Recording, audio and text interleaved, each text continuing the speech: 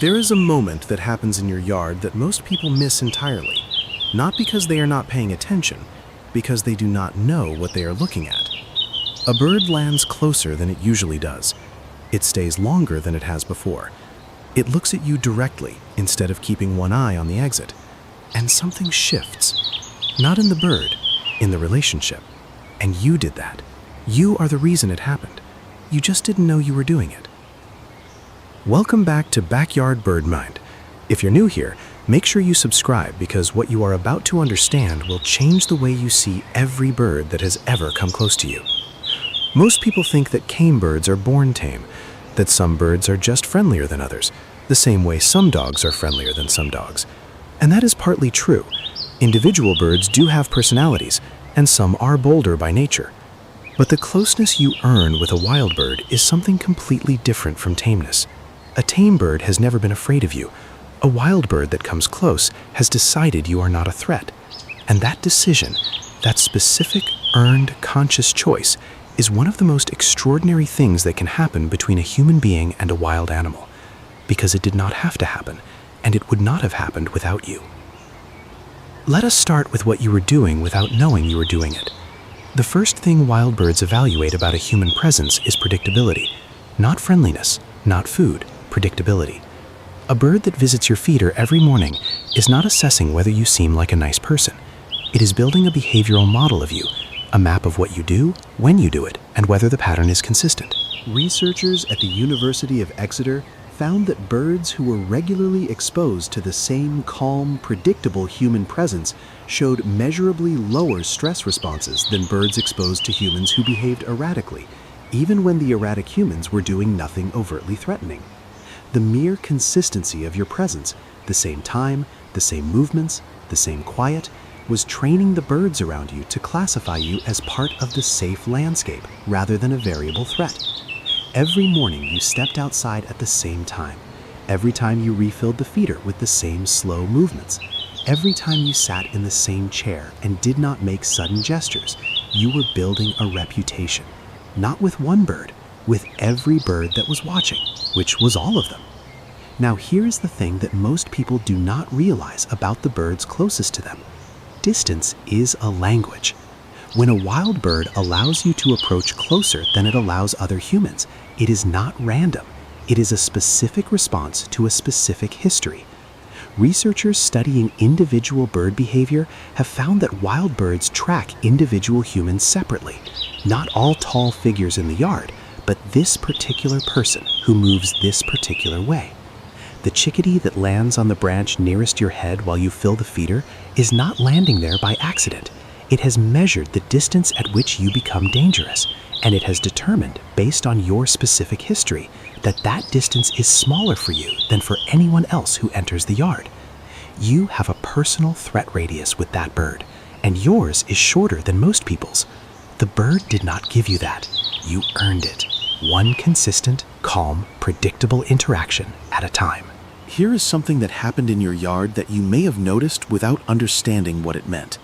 There was a moment, maybe months ago, maybe years ago, when a bird that used to fly away when you came outside stopped flying away. It stayed on its perch. It watched you. It made a small adjustment, maybe moved to a slightly more distant branch, but it did not leave. That moment was not coincidence. It was a threshold. Researchers studying habituation in wild birds have identified this behavioral shift as a distinct event, not a gradual fading of fear, but a specific decision point at which the bird's brain recalibrates its threat classification of a particular stimulus. You stopped being a threat and became a known feature of the environment. And once a bird makes that classification, it is remarkably stable. It will remember it through winter. It will remember it through migration. It will come back to your yard next spring, already carrying the classification it assigned to you the autumn before. You are in its memory as safe, and it chose to put you there. If you are starting to understand that the birds in your yard have been making decisions about you for longer than you realized, take a moment to subscribe and share this with someone who feeds birds. They need to know what they have been earning. Now, here is what you were doing that you did not know counted. Your voice. Most people have talked to their birds at some point, maybe narrated what they are doing while filling the feeder, or said good morning to the cardinal on the fence, or made a quiet sound when they noticed a new visitor. And most people assume this is purely a human habit with no effect on the bird. It is not. Researchers studying vocal recognition in birds have found that birds distinguish between different human voices and associate them with specific outcomes. A calm, low, consistent voice used during positive interactions, feeding, quiet presence, no sudden movements, becomes a signal, not a command, a signal that the interaction is safe. Birds who have been regularly exposed to a specific human voice during feeding show measurably lower stress hormone levels when that voice is present versus when a stranger's voice is heard. Your voice has been talking to your birds for longer than you know, and they have been listening. The specific sound of you, your pitch, your cadence, the way you speak quietly while doing something routine, has been registering as safe over and over in the neurology of every bird that has spent time near you. Here is the one that should make you reconsider every quiet moment you have spent in your yard: your stillness. When you sit outside without moving, reading a book, drinking your coffee, watching the feeders, you are not just enjoying the birds, you are doing something for them. A still human is a non-threatening human, and a non-threatening human who is present consistently becomes something rarer than that, a human who is part of the yard's safe background. Researchers at the University of Cambridge studying bird behavior in domestic gardens found that birds in gardens where humans spent more quiet, still time had smaller flight initiation distances, the distance at which a bird decides to flee from an approaching person, than birds in gardens where humans were rarely outside or always active and busy when they were. Your stillness was training. Every time you sat quietly and did not make the birds leave, you were shrinking your threat radius. Every time you were present without demanding anything, no sudden movements, no chasing, no gestures, you were adding to the evidence that you are safe, and the birds were updating their records. There is a behavior that some people are lucky enough to experience and never forget: a bird landing on them. Not a trained bird, not a bird that has been hand-fed from birth, a wild bird that has been watching from a distance and one day decides that the distance is close enough to close entirely. People describe it as one of the most moving experiences of their lives, and researchers who study this behavior have a term for it. It is called voluntary contact, and it represents the extreme end of a trust gradient that the bird has been building over a long period of consistent positive interaction. The bird that lands on your hand or your shoulder has not lost its wildness. It has not decided you are not a bird. It has decided, based on everything it has observed and remembered about you, that you are trustworthy enough to share physical space with. That is not a small thing.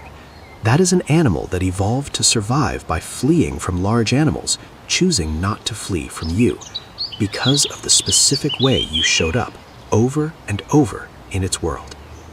Think about what all of this means for the birds in your yard right now. Every bird that comes closer than it used to has been building a case about you.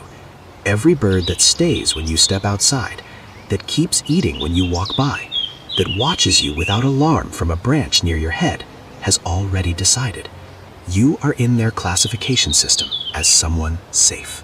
Not because you are a bird person or a nature lover or particularly talented with animals, because you were consistent, because you were quiet, because you moved slowly when you did not even know you were being watched, because you talked in a low voice while doing ordinary things, because you sat still more than you realized, because you showed up again and again without being a threat.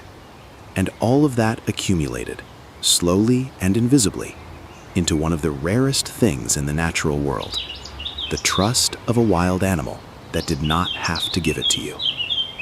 So the next time a bird stays when it could leave, or lands closer than you expected, or watches you without fear from a branch near your head, know what you are looking at. That is not a friendly bird. That is a bird that has been watching you for a long time and has decided, based on everything you have done, that you have earned this. And you have. You just did not know it while it was happening. Tell me in the comments, has a bird ever surprised you by landing close or staying when you expected it to leave? What happened? I read every single one. And if this changed the way you understand the birds that come close to you, share it with someone who deserves to know that they have been earning something extraordinary without realizing it. I will see you in the next one.